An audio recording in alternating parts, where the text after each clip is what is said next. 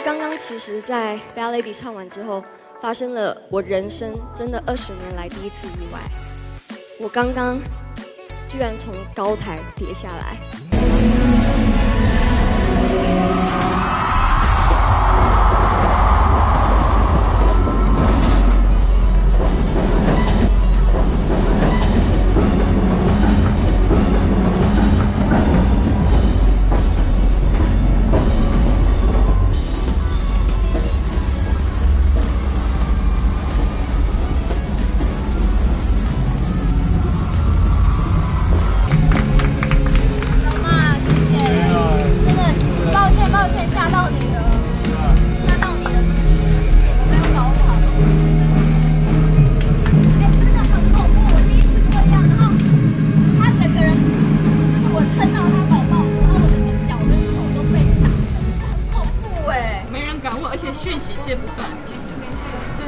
我只是觉得对小马很抱歉，因为我觉得他一定会很自责，但是是我的问题。没有，是我太急了，对不起，对不起。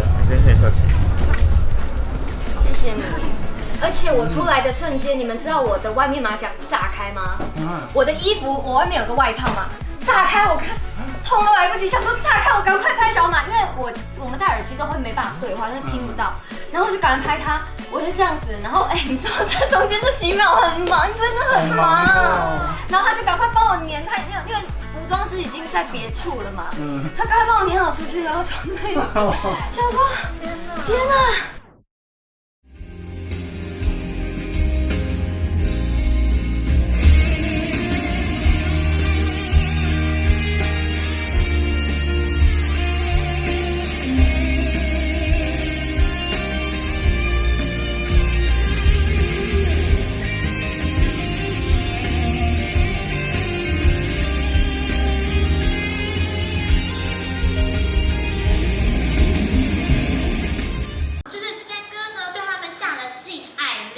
有必要吗？你这很老土哎，真的，谈恋爱 OK 的啦，真的 OK， 但是要经过我同意，因为我是恋爱王者，真的，就是你们可以问我，我会帮你们，就是告诉你们他可不可以。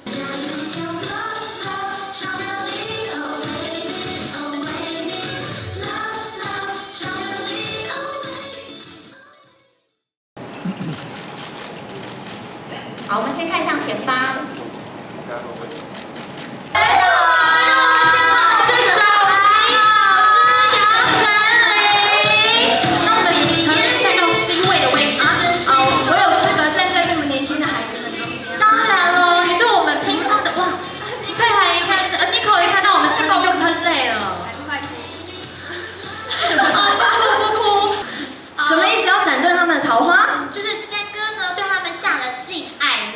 有必要吗？你这很老土哎，真的，谈恋爱 OK 的啦，真的 OK， 但是要经过我同意，因为我是恋爱王者，真的，就是你们可以问我，我会帮你们，就是告诉你们他可不可以。